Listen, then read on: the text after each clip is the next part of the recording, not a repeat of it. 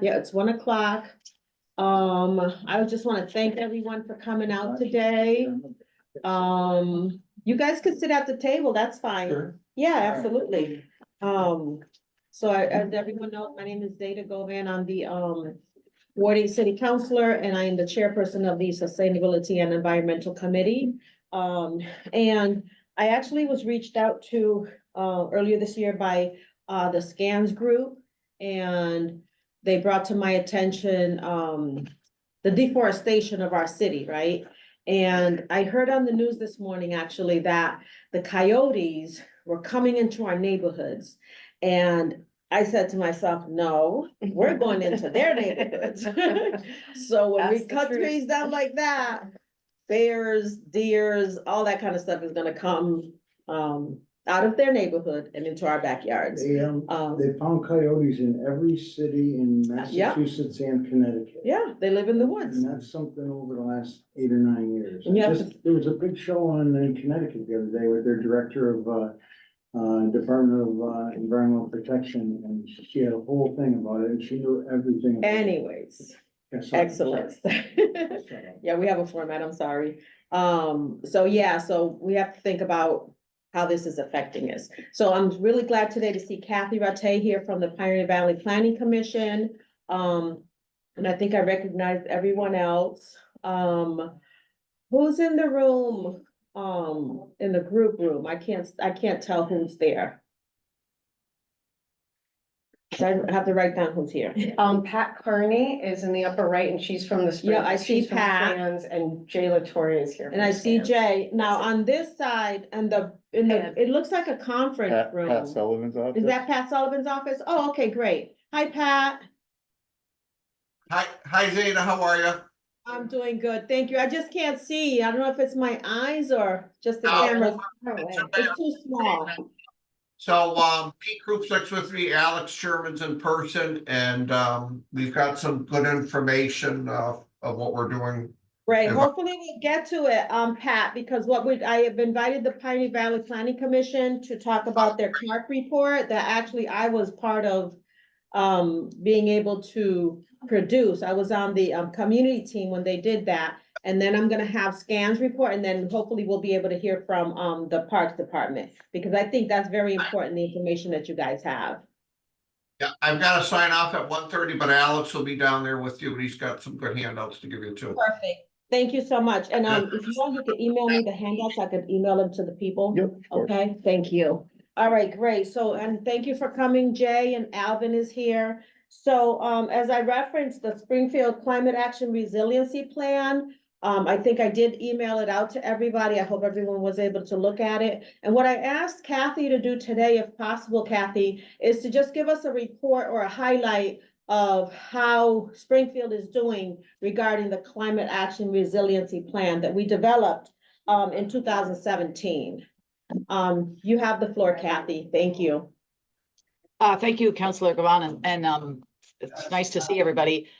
I'm thinking I maybe should have gone after all the city staff, but and of course, this is the city's plan. You just hired the Pioneer Valley Planning Commission to facilitate development of it, and as Councilor Gavon said, it was a collaborative effort with lots of community-based Public Health Institute, Arise, other community-based groups in Springfield. And the city's has done really well on advancing implementation of the plan. I apologize because I didn't send you all the chart that shows how much has been implemented, but you probably all remember that Alex Sherman and the Parks Department has been the really star in terms of all the tree related recommendations have been acted upon. And the city is, continuing to advance the significant efforts to plant trees and of course, working with ReGreen. So Pat Sullivan's office, gets a lot of credit for really diving in and acting on all of those requirements or recommendations, rather, priority actions. There's been significant success across many of the other categories in the city. And again, I apologize to Phil and Pat and Alvin for saying this before you all have had a chance to say it, but the city is working on a grant right now. The EPA has these climate justice grants. And so perhaps you all are aware of that the city is working on preparing an application for those funds. There could be up to $20 million over a 3-year period of time. The Pioneer Valley Planning Commission is funded by the Commonwealth to support our member municipalities with grant applications. So we're able to support the city with this grant application, but it's a collaboration across all the city departments that are represented here, and that moving forward to update the Climate Action Resilience Plan, because again, so much has been accomplished already. And also there's a number of other projects that the city is looking at. As you all, well, as those of you who were here back in 2011, 13, 14 know, after the tornado, the city applied for the disaster resilience funds of 63 million and was awarded 17 million. So there was still a lot of work that had been mapped out that was not funded. So this EPA Climate Justice Grant is an opportunity to go back and secure funds to implement those missing projects. The EPA Climate Justice Funds are targeted at reducing greenhouse gas emissions. So just like the Climate Action Resilience Plan did a greenhouse gas emissions inventory and looked at where are the greenhouse gas emissions in the city of Springfield. So that's an opportunity that the city is working on. Specifically related to the actions. I don't know if I can share screen. I can show you a chart, but it's quite complicated chart. It would probably be more useful if I just emailed it to you and you could all look at it at your leisure. If you want, I can share the chart right now. Yeah, try to see if you can share it, Kathy. If not, I'd probably have to make you the host or something. What does that say? You can make her a co-host there. Okay, make co-host. Something, it's Pat Sullivan. Catherine, I'm gonna have Alex send you his electronic information because we're in our second phase of ESCO, so we've got a lot of kilowatt hours and energy that we're reducing, so we need to give you that updated information too. Yeah, exactly. And So I do go wanna, ahead. I'm sorry, I want to apologize to Pat because I didn't realize that you guys were gonna come and do a presentation today. I think Tim Allen called me like at around 12:30 and said that you guys were coming, so I wasn't aware. I apologize. No problem. Alex, like I said, I gotta sign off at 1:30, but Alex would be there. But just good information that we Okay, wanted the council to be we aware of. definitely want to hear it. If we don't hear it today, I'm gonna schedule another meeting specifically for you guys to share. Thank you. Go Thanks. ahead, Kathy. So can you see the chart? And Yes, it's small font, I apologize, but that's all right. the way that you can just read it is we did red, green, and yellow. For green was accomplished, red is not yet started, and yellow is in process. So just glancing, you can see that there's mostly green, right? So this is the category of building confidence in the city government. This was an issue that was identified through the Climate Action Resilience planning process, and also through your municipal vulnerability preparedness community workshop. And so you can see that the only things that are red is forming a green ribbon commission with the Springfield business community. And then down at the bottom, working to improve access to homeowners and renters insurance. So those are the only two things that haven't yet been acted upon related to that category of work. And then the next, there's 3 categories lumped together here. The top one is called getting around, the green. Then the purple is energy efficiency. And then the orange is greening the grid. And so again, you can see there's only a few red or pink categories. The ones that are red are, so again, you did your complete streets plan. You've been, really making massive progress. And then you got the additional 17 million from the Safer Streets process. You implemented bike share. The one that wasn't done was creating a position of transportation demand management, a TDM coordinator to assist businesses with getting their workers out of single occupancy vehicles. So again, this was not so much something that the city would necessarily do, but that businesses would work together to do. So that one hasn't happened. And then this effort to encourage employers to provide employees with rides home. Again, that's more of the businesses. So great progress in the transportation categories. You look at the energy efficiency, forming intentional partnerships with landlords and housing court and court receivers to support neighborhoods to market Mass Save. That has not happened, but I should have updated this that Energy Save, Springfield is one of the community first partners. So Springfield has really, this is actually a green because Springfield has done even more to make sure to promote Mass Save and energy efficiency opportunities. So that one I will change from red to green.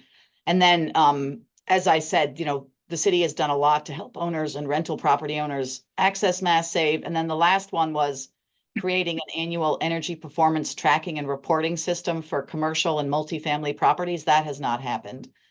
So the category of greening the grid, again, this is not something that the city necessarily has power over, but the city has made a little bit of progress, did at a time in terms of advancing solar.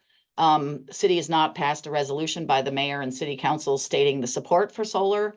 The city did launch an educational campaign. They did solarize.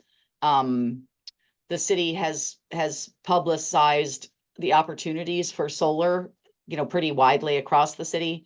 The city has not hosted a community solar development program, so that's something that could still happen. There hasn't been so much explicit support for community shared solar, so that's another opportunity. This idea of adopting an ordinance that would require all new renovations to include solar has not happened. And then, sending experts and city staff to advocate for solar, that has not happened. But again, the city did do solarize. So really significant progress there as well. The next categories are, more on the solar. So that happened, those top two. In terms of green infrastructure, the city developed a green infrastructure manual, has been really making a lot of progress in terms of installations, collaborating with ReGreen. The category of urban forest, again, we talked about, the category 6.6 should be switched over because the city has secured funding for people to plant trees on their private property. So all of these are green, everything that was related to the urban forest. And then this category is building human resilience. That's been an area where there hasn't been as much progress in terms of trying to see how to get homeowners access to air conditioning, creating a program to provide low-cost property insurance coverage to vulnerable homeowners and renters, and then considering whether there could be a new building requirement that requires air conditioning in all developments over a certain size. So those have not been acted upon. And then the exploring alternative waste solutions is ongoing, using regulatory means to require alternatives to traditional building demolition. As far as I know, that has not been acted upon. And then finally, the city looked at the plastic bag ban. That's been the only progress on the getting to zero waste. So great progress across many categories of work in the city. And again, the city's already looking at updating the plan and figuring out how to fund the projects that were not funded after the National Disaster Resilience Competition. Thank you, Kathy. That was a great report. The only question I had, I know that, you know, we had a goal in 2017 to reduce the greenhouse gas emissions by 80% by 2050. How are we on the right path that way? Are we going in the right direction? Yes, We're and I at apologize. 100% now. You're doing really well. But we did work with the city to update the greenhouse gas emissions, but I haven't taken the time to compare it. So I'll have to do that to look Okay. at the latest inventory and then what it looked like back in 2014. But Okay. from what we know, in terms of, as Pat Sullivan was saying, with respect to municipal buildings, the city has been a leader in terms of achieving the goals set by participation in the Green Communities Program and really making the municipal buildings significantly more efficient and reducing the greenhouse gas emissions there. Okay, great. And the topic of this meeting is deforestation. How do you think that, you know, clearing hundreds and hundreds of trees at a time, is that gonna affect our greenhouse gas emissions and our clean energy, clean air? If any. I mean, of course, trees clean the air, but I'm sure I think we should probably hear from Alex and Pat on that project, but you know, my understanding is some trees do need to be cleared for safety and resilience, because you can't have trees that fall on power lines, and that's, you know, No, trees are the no, answer, but they can also be a problem. So sometimes Right. trees need to be cleared, but the city has done, you know, outstanding work with respect to being able to plant trees and securing funds to plant additional trees in the last 3 years, you know, quite exemplary in terms of Right. our other member municipalities across the region. Yeah, yeah. And the reason that I asked that question is because Scans is here, and they're gonna give us a little report because they're concerned, and I hear the concern is when a developer comes in and there's a lot full of trees, which is called a vacant lot, although there are hundreds and hundreds of trees on the lot, they go in and they clear every single tree out, which I think causes a problem because the homeowner, I would imagine the homeowner would want some trees on their lot, first of all. And then, of course, we're losing those trees. And I know that Alex Sherman and the Parks Department is doing a great job with planting the trees. But there's no way that they're gonna replace all those trees that we lost in those lots. But thank you. Thank you for your report, Kathy. So at Okay, this time, you're welcome. I do want to ask Amy, she's from Scans. You can introduce yourself, Amy, and to just tell us a little bit. I think we're gonna have time for Alex's report. Thanks. I want to just thank Zeta for inviting me and having this subcommittee meeting. And a really special acknowledgement that Zeta's at really the cutting edge of addressing climate change and environmental priorities for the city. She's already done amazing things for Indian Orchard, and so I'm really excited to see you as the chair of this committee. So I'm here representing a nonprofit organization. It's called the Springfield Conservation and Nature Stewardship. And Scans, we started with the acronym and then worked in the words that people could just call us Scans. And I want to thank Tim Allen and Mike Fenton for their help getting this fully registered 501c3 launched. We couldn't have done it without Tim and Mike helping. The mission of the group was really sparked by what Zeta described. Was we were seeing that there were wonderful projects going on, projects like the dam at Watershops Pond, projects like Regreen and planting trees. But at the same time, we were seeing that there were still some old practices around some of these spaces. So folks were concerned with Watershops that they drained it and then were going to refill it and didn't do necessarily all the testing and preparation that some of the residents were hoped would be part of the project. And then also we started noticing, like Zeta said, dozens and dozens of lots were being clear cut in the Outer Belt, 16 acres, East Forest Park, and that, as she mentioned, planting trees in the urban core is so vital. It's vital for the people's health and well-being, not just aesthetics. This isn't just about aesthetics and, you know, we like trees because they look pretty. This is about trees are a #1 natural resource, especially for climate change. So we were very focused on climate change and that big groups of mature trees are carbon sinks. So it's not just that they clean the air, they're actually storing carbon and they can store tons of carbon. And by cutting them, you're actually immediately adding to carbon emissions in the atmosphere. So you're actually, when these developers go in and cut down 800 trees, they are actually immediately adding to carbon emissions. And they're removing a carbon sink. And then also we know that we've already seen this in Springfield, street flooding, runoff flooding, extreme weather events. We just had like 2 feet of snow and then they immediately melted in like a massive downpour. That trees also deal with extreme weather events. They help deal with flooding, they help deal with street runoff. And then of course, they also mitigate climate health, public health issues. So we have public health issues related to climate change like asthma, high blood pressure, heart conditions, heat stroke, and then elderly people just having their whatever medical issues they have exacerbated by heat. And air conditioning, as Kathy mentioned, I think air conditioning is an important part of that, but we also know from the city's own report, which is in this mentioned in this handout, if people would like to see this handout, the city's own report said that large clusters of mature urban trees had reduced air conditioning use and energy use in the city. So we want air conditioning, but we don't want the air conditioning being run, you know, to such extremes that it itself is adding to carbon and fossil fuel emissions. So we really saw urban tree forests and a more modern ordinance as something that the nonprofit organization SCANS wanted to get behind.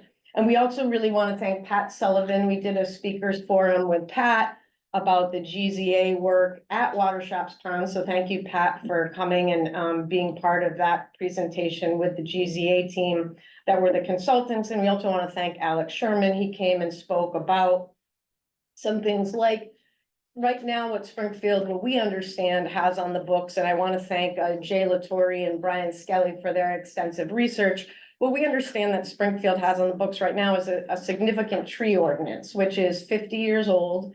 It is important. We absolutely love historic preservation of significant trees, but that's not a climate change solution. So preserving historic trees is important, and we want to fully support Pat and Alex as an organization in protecting significant trees, increasing trees on public space. That's, you know, supporting Dave Bloniers and Regreen with planting more trees in the urban core. But as Zeta mentioned, none of that is going to counteract if we lose 1,000 to 2,000 trees every year with development. So how do we deal with the private property, which is mentioned in the Climate Action and Resilience Plan? So it specifically says in 2 places that the CARP should address tree coverage on private property. And it's great, again, to encourage residents and landlords to plant 1 or 2 trees, but we want to address, you know, big expanses of trees on private property. Now, our long-term goal obviously would be to get this into conservation. And we've spoken with Kestrel Land Trust and with the Worcester Urban Land Trust. These are both phenomenal, amazing organizations that do work with conservation easements, city-town partnerships. Worcester has an amazing collection of large urban forests that it has put into preservation.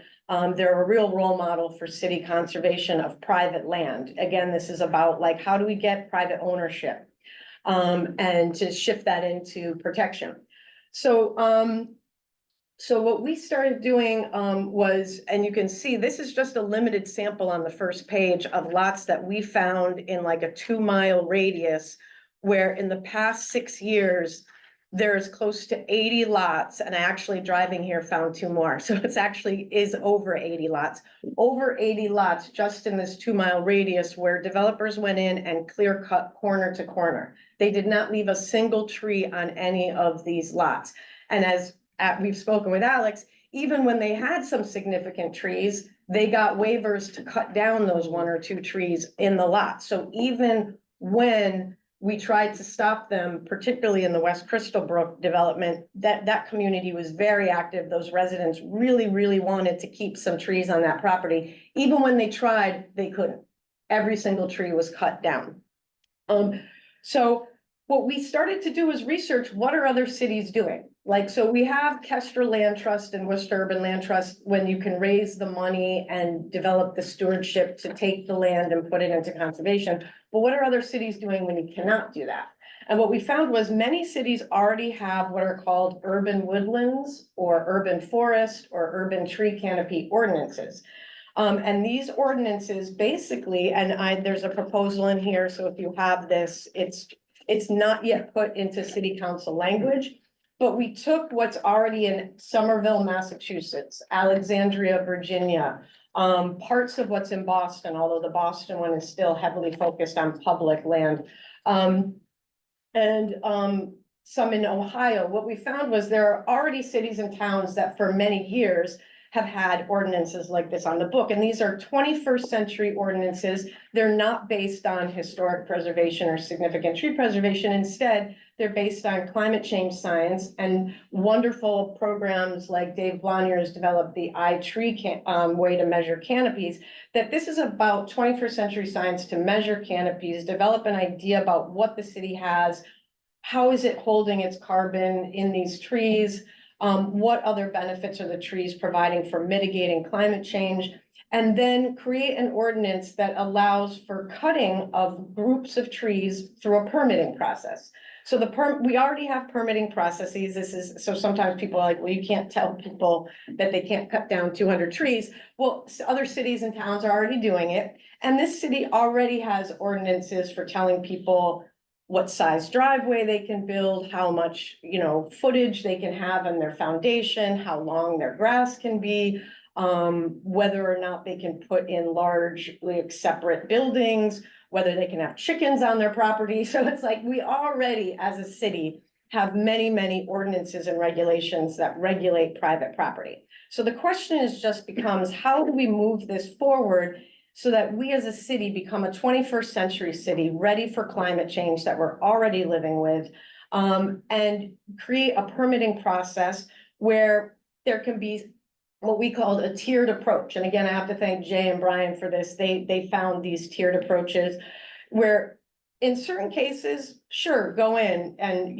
cut over 50% of the trees, but you will have to pay a fee for cutting those trees down for the consequences that they're gonna have for the city. And that would go into a designated tree fund for Alex. So it would go right to the forestry division, right to tree management, focused entirely on a tree fund. But there would also be permits to say, okay, you could cut 20% of the trees on these 5 or 6 lots, but you have to leave these clusters of trees remaining, because those are the significant parts of the climate change mitigation or carbon sink. And then lastly, there could be a way to say, no, you cannot cut these trees. This is an area where we're trying to put it into conservation easement, or these trees can't be cut. Again, the same way we do with wetlands or other ordinances and regulations for the city. And so I really, really, really want to thank again, Pat Sullivan and Alex Sherman for being partners with SCANS on a variety of issues. We celebrate Dave Blonyers and Regreen for planting trees. And we really are thankful for Tim Allen and Michael Fenton and Zeta Govan in particular for being city councilors that are interested in this issue of urban forestry. And we hope that we can move forward as a partnership in addressing this idea of large clusters of mature grown trees that are so vital to the city residents for so many reasons.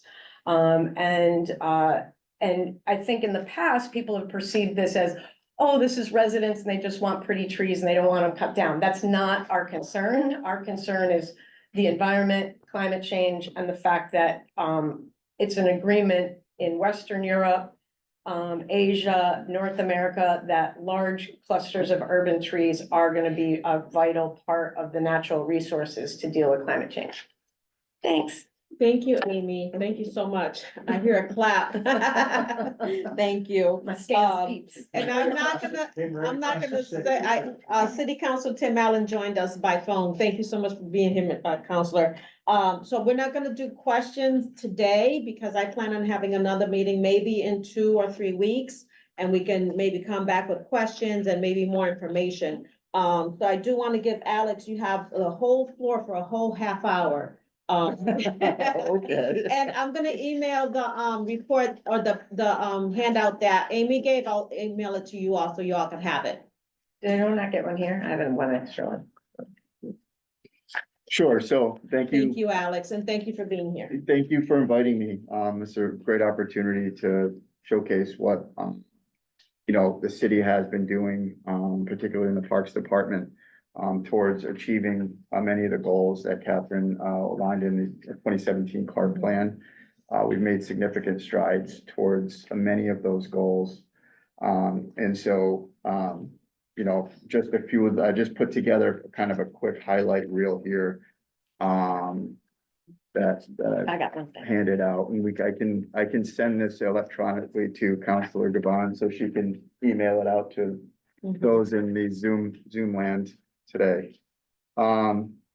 So, in the Parks Department, Parks, Buildings and Recreation Management, we kind of have a wide ranging oversight of ranges from public buildings, to our public parks, to our, city trees and our parks and our recreation division. So, you know, we kind of have we're uniquely positioned to impact, the climate resilience, of the city. And so the first, few things that I've highlighted here are some of the things that have gone on in the schools and public buildings that Pat has been overseeing for the last several years. As they mentioned, and I'm not an expert in all of these, numbers, but they've achieved significant improvements of energy efficiency, and done, dozens of projects in public schools and buildings across the city. Those range from, replacing, oil-fired boilers with natural gas, improving hot water systems, air handling system, HVAC systems, replacement windows, and really retrofitting some of our, older historic, schools and public buildings and bringing them into, the modern age of energy efficiency. So, that in and of itself has significantly reduced the city's, carbon footprint, from the city operating side. As far as on the forestry, division, which I'm in charge of, we have, committed to the goals that we laid out in the CARP. I was part of that, process as well, way back when. And we have, made a significant effort to try to, honor those goals that were laid out. And we are looking forward to being at the table again as they get reviewed and renewed. In 2021, Regreen Springfield, did an iTree analysis for our tree canopy, across the city, and, we came up with a total, forest cover of 36%, which is pretty good. The Forest Service uses a benchmark of 40% canopy cover for an urban area. That's what they would like to see. And so we have some work to do, and as you can see, by this color shaded map, certain neighborhoods are better off than others. Even in some of the darker shaded neighborhoods, some of those canopy numbers are driven by our large forested parks and large forested parcels that contribute significantly to the canopy cover of those neighborhoods. So, from the city side, the best way that we can impact it in our current, abilities is to plant street trees and include tree planting in our park renovations, and other public properties. And we have made an effort to do that. In addition to those programs, we've also, since 2017, been part of the Greening the Gateway Cities program, which has, planted. This spring, we'll be planting our final trees, and we overachieved. We were originally funded to plant 2,400. We ended up planting 2,600 trees, come spring.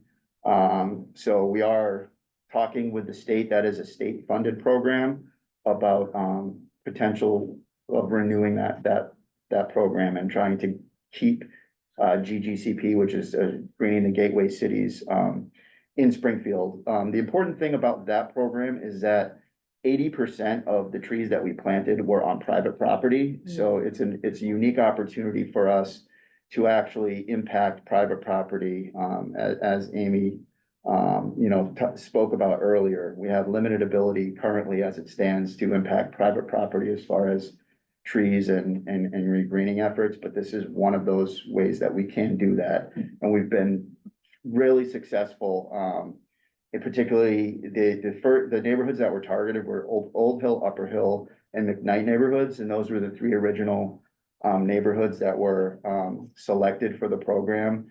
The key to this program is that it's a concentrated area, so the canopy gets concentrated in about an 800-acre parcel, or area. We recently expanded into the Bay neighborhood, portions of the Bay neighborhood, and then this fall, we conducted a satellite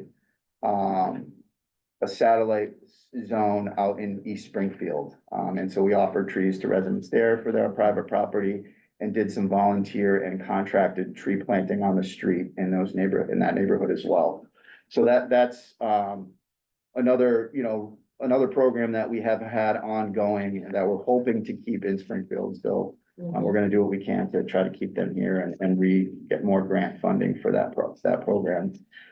Even without that, we will be continuing this private tree planting effort.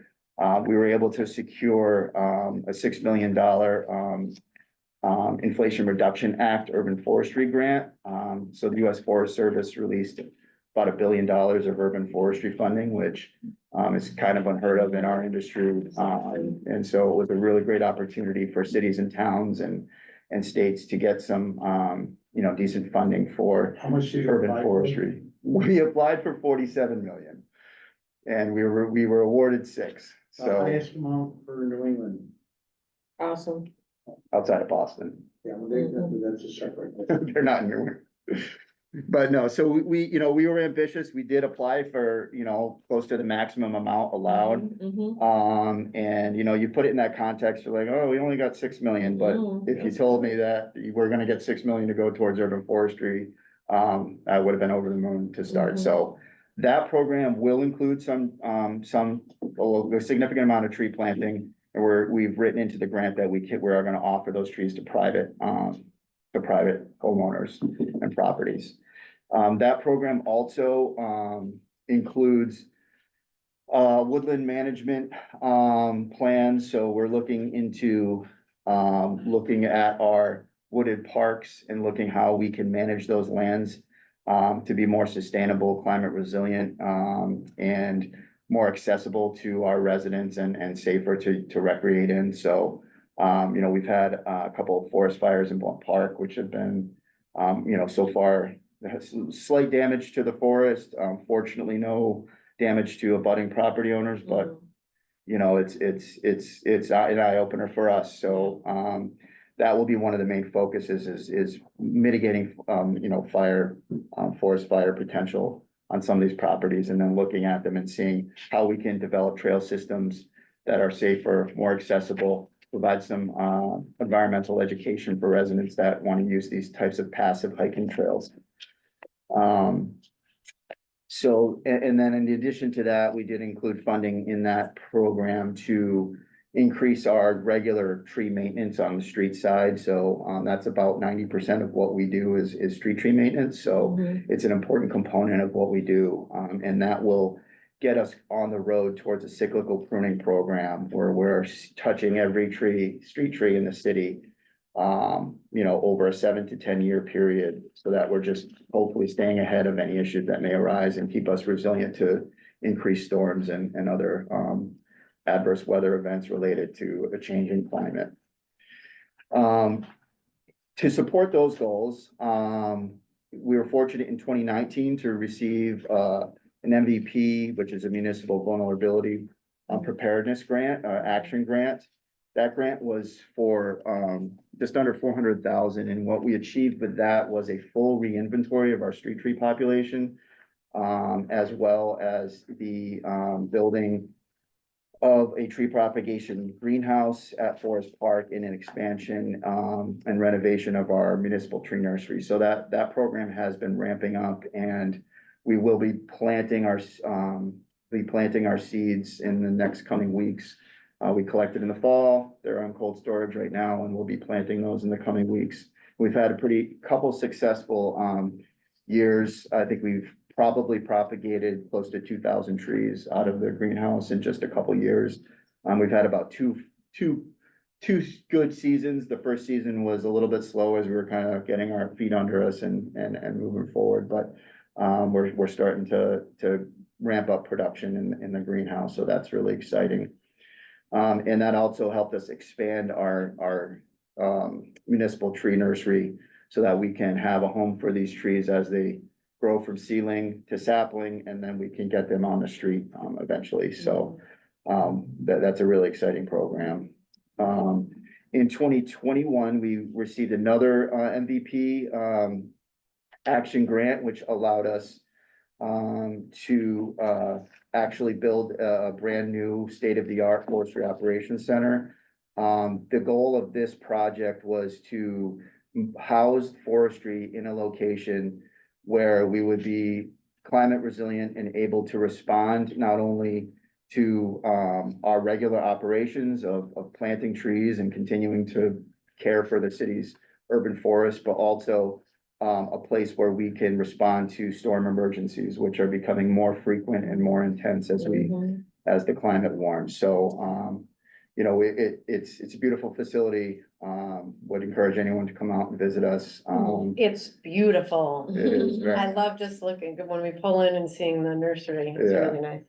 So that program, that project included a 15 kV solar array on the roof of the building. So we will be producing our own electricity there, as well as a 5,000 gallon underground rainwater collection cistern. So this summer, we had Regreen Springfield was watering many of our newly planted street trees. And they did not use one drop of you know, city water, Wow.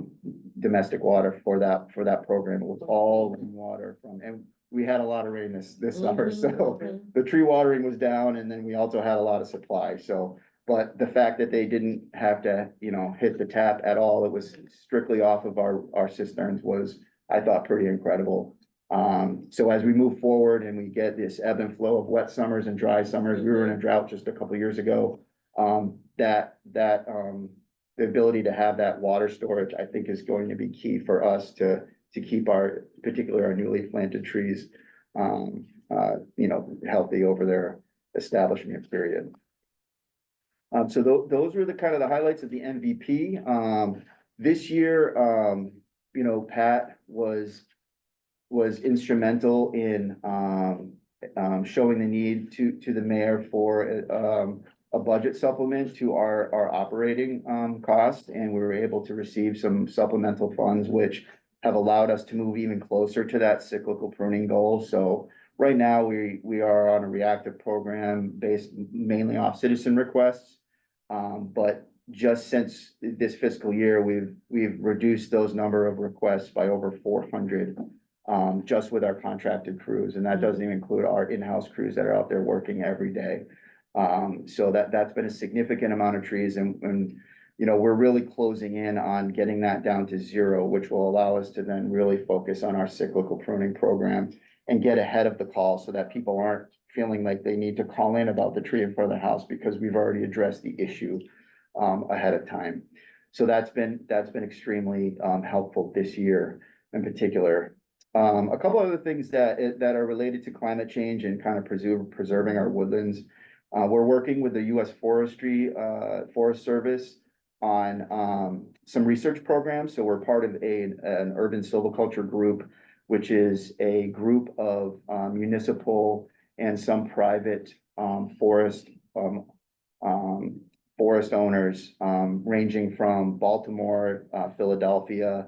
There's some arboretums in and around New York City, New Haven, and then Springfield is the northernmost station for this project. And what we're doing there is we're working with the U.S. Forest Service to study oak regeneration, our native oak forests. They're very concerned about the regeneration of native oak forests. Oaks are one of our most important ecological species. They provide, you know, they provide resources to over 500 species of insects and other wildlife. So they're just a really important species, and they have the potential to be climate resilient. Some of our other trees, sugar maples and other things, are unfortunately going to likely migrate out of our area, but oaks will be here. So we're looking at those. That includes several test plots out in Blunt Park and Forest Park, as well as our tree nursery. We have an oak progeny study going on in our tree nursery, so we're providing a portion of our tree nursery to study these oak trees that are ranging from those various ecotones. Other things that we're doing, Regreen Springfield has been working with the Community Preservation Act group to address invasive species in many of our park properties, including Riverfront Park, Forest Parks, Dave, you could probably type in a couple other ones, Blunt and Van Horn. We'll see. We have a whole list here, yeah. Yeah, so those, yeah, so they're addressing the Japanese knotweed, which is an Mm. invasive species that can take over a forest and outcompete our natives. So that's an important program that's improving the condition of our public woodlands. And then finally, there's just a really long list, and again, this is credit to Pat and others at the park department. There's over 40 current park renovation projects that are going on, and they've secured millions of dollars to improve parks across the city. And it's a really wide range of small urban pocket parks to projects in our larger parks such as Blunt and Forest Park, as well as some more passive recreational projects such as the trail around Venture Pond, which was renovated, and the neighbors there are now have really appreciated and enjoyed the upgraded trail where they can now walk and enjoy that wooded parcel and the pond in a much safer and easier, more passable way. But there's just a huge list of projects that I've included in this that you can look through. And then finally, one of the groups that we have been working with for almost 10 years now, Dave? We've been working with Sustainable Springfield, which is a group of like-minded, concerned, folks who are interested in preserving the nature in Springfield. We're part of it too. It's with, Jen Lapis with, and. Correct, yeah. It's a collection of different groups. Yeah, it's a collection of different groups and, In the past, we're part of it through the Forest Service, but we received money for, work at Abbey Brook. Abbey Brook, yeah. And we got close to $750,000 from the US Fish and Wildlife Service. So they're a partner with Jen Lapis. I'm a partner, my real job with the Forest Service, Region is with the museum. The whole list is there, but That's it's great. pretty cool because it's a sort of an umbrella, and that's sort of, I don't want to talk about it. I do want to say though, Jen asked Scans to join it to really try to reinvigorate it. I think Dave and Regreen and this urban forestry in Springfield have been very active, but she's found that other than Scans, a lot of the other community groups just don't have quite the energy and involvement. So she's hoping that we'll be part of kind of sparking more community involvement. There's some new Yeah, groups I think that'd be involved. great. Scans is gonna be, I think, and then the Hitchcock Center and the Healthy Air Initiative, Mass Autobahn. That all comes to the table this week, so That's great. we can talk about that and say, look forward. Maybe that could be, if you guys would like to come back at one of our meetings, talk about that, because I think, I talked to It'd be Amy great to have Jen come. about that, educating our community about this, right? And letting them know, because we have great stuff going on in the city. We have a lot of work to do, of course, always to meet the CART plan. But I think everybody working together and more people that know about it will be a lot better. So again, thank you, Alex. Yep, thank you for the time. I recognize Council Davila who joined us as well. So at this time, I do want to ask if either of the councilors had any questions. I know Council Davila just joined us. Councilor Allen? Nope. No hands up? All right, great. So we do have a few minutes. Does anyone have any questions or comments you wanna make? I just have a quick request, Madam. Yes, sir. If you could, my apologies for joining a little late, but if you could send me that PDF file, I believe. Yeah, we're gonna send all the information out. Thank you, and thank you to this. No problem. Go ahead, Dave. Victor, where's your hat? He's not in Massachusetts, I bet you. Oh, you're down south, all right, we Mhm. got it. Or in Never Puerto mind. Rico. I'm in Mass. Okay, then where's your hat? No. Good. Juan needs one too. Juan Latorre. You got that same hair going. Me too. I'm getting there. But Lexington, did you look at Lexington? They have this chapter 120, which was really, that's really progressive there. And one of the cool things they do is, instead of money going to the general, well, it goes into the general fund, but you can replace a tree inch by inch. Mhm. So if you cut down a tree that's less than 6 inches, you have to plant 4 times. But take a look at that one. But the other thing, I just want to punch in what Alex was talking about, the Forest Service grant that he got, or that the city got from the Forest Service, that is limited, earmarked, or focuses on environmental justice neighborhoods, Mhm. but not the Massachusetts environmental justice. It's called CGEST. It's developed by the White House. Mm, So if you look at a CGEST map, you're gonna find Forest Park neighborhood is not included, mhm. although we know it's an environmental justice neighborhood. So they have to be careful where they focus Yeah. in their efforts. So they couldn't go put trees on private property out in, say, East Forest Park, up in parts of, where else? What are the ones around that? There's parts of East Forest Park, there's small, 16 Oh, acres. 16 yeah, acres. most of it's All 16 the folks acres. out there, so. Now, is there- Get 'em. Is there any way for us to try to, get some money to be able to do that? Yeah, Say- yeah, and that's the thing, this Forest Service thing is, it's a 5-year grant, and that's what my real living is doing that. We're gonna work with them. Oh, to make good, sure that good. happens. Excellent. But what, I just wanna, just for clarification, Alex said Sprinkle has 36% tree coverage. So we use iTree, that's cool, that, I've been working on for since Jesus had paper route. But, Sprinkle is 36, what do you think Hartford is? Probably very much less than that. 26, what do you think Providence is? Mhm, 12%, what do you think Boston is? mhm. 16%. Chicopee though. 27. And then we go to Holyoke, 54. Now Holyoke has Mount Tom Reservation and the reservoir, so that offsets. it. Right. But- So But we're, those cities are bigger too. right, and you know, the geographic Except for areas and Chicopee. things, yeah, but the geographic area, so. Mhm. The idea is that Mhm. 40% developed by the Forest Service, that's just a number that our scientists and we came up with. It's a good thing to aim for, so it's a benchmark that Alex and Pat and the whole team in Springfield should be working for.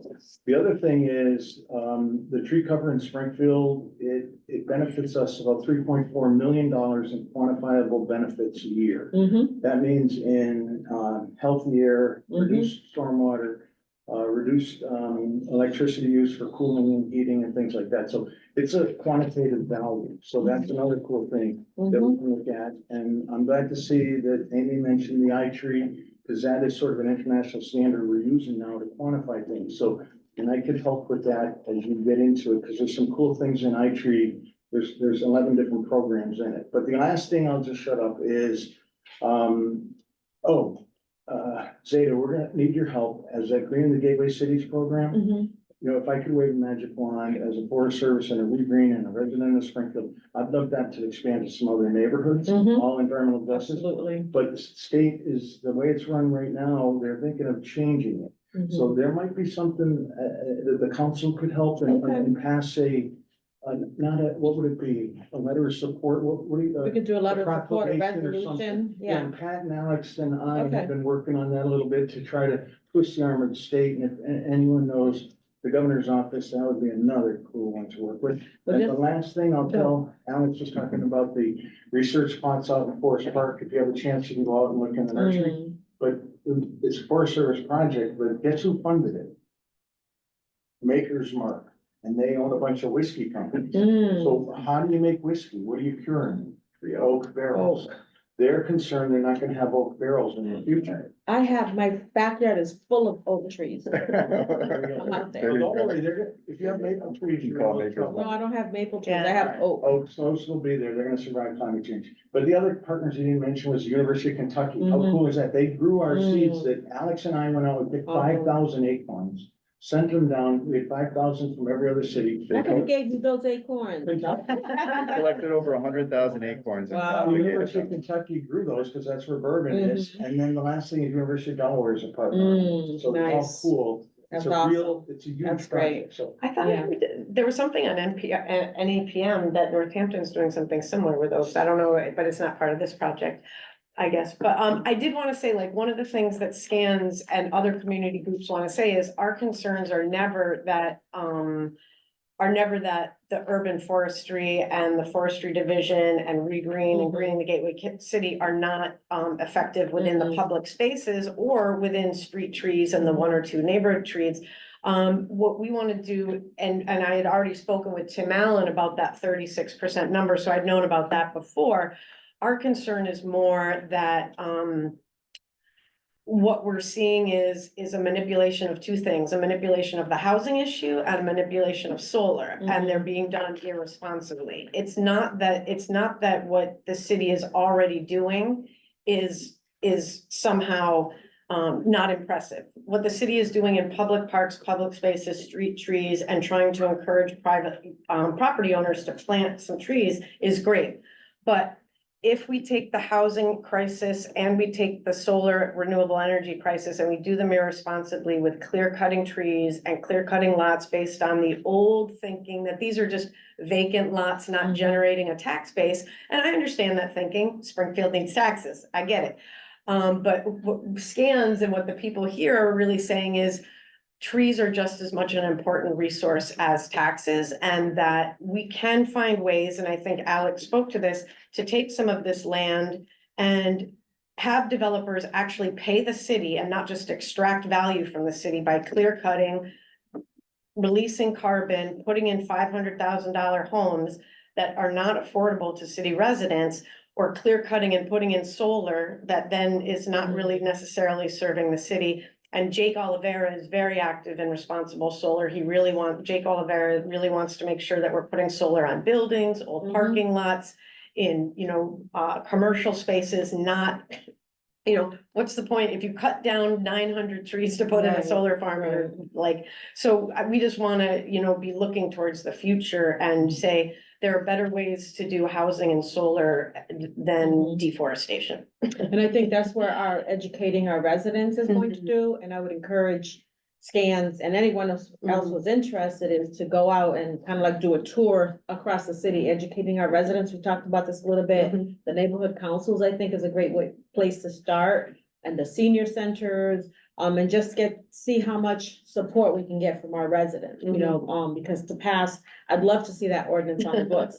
But to pass an ordinance, we do need the support of the other counselors and the residents of the city. Go ahead, Dave. No, I was just gonna say, in the ordinance, you gotta even take in a bigger perspective a little bit. I love what you're presenting today, and it could model, for any of the communities, whether it be Boston or Lexington or wherever, but also, if you look at the ordinance in Springfield, we're building a new residence. We have to plant one tree on the tree belt. Now, Dylan Espadon he's working on a project with Green Green Springfield and the Forest Service, but we're looking at projections ahead to 2070. But one of the ideas on the back of the napkin we did the other day, back in envelope, we looked at the trees on the lane circle. They're expanding the lane circle there.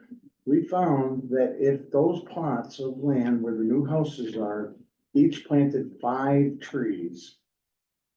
Pretend you go in and remove the trees. We can't remove the trees in the wetlands, so a lot of those trees are gonna have to stay, but whatever you removed out of the available area and you clear cut, if we planted 5 trees on each piece of property, that within 9 years, that those benefits would outweigh the trees that are out there that are only about, most of those, the ones in the wetlands are older, but the ones, we can't touch those, but the other ones are only 13 years old, because that was clear cut. And so with science, we can show you the benefits of what you do, but on the ordinance, it should be more than one street tree planted. It should be X number of square feet or canopy on each property. Well, that's what our ordinance would require, something like that. I would say if you were gonna do a certain percentage and based on the size and number of trees and their age, that you would have to either pay into the tree fund or plant more trees. Yeah. That would be part of the ordinance that we're proposing. Yeah, okay, that's. So, and I think this is a much longer. Yeah. conversation than It's today. too. But, I really look forward to hearing more about that. Maybe all of us working together to come up with something that I think the residents of the city would go with and the city councilors would go with, to make sure that, our asthma rates keep going down, right? A few years ago, we were the first top asthma capital of the country, right? Today, I think we're still at number 3.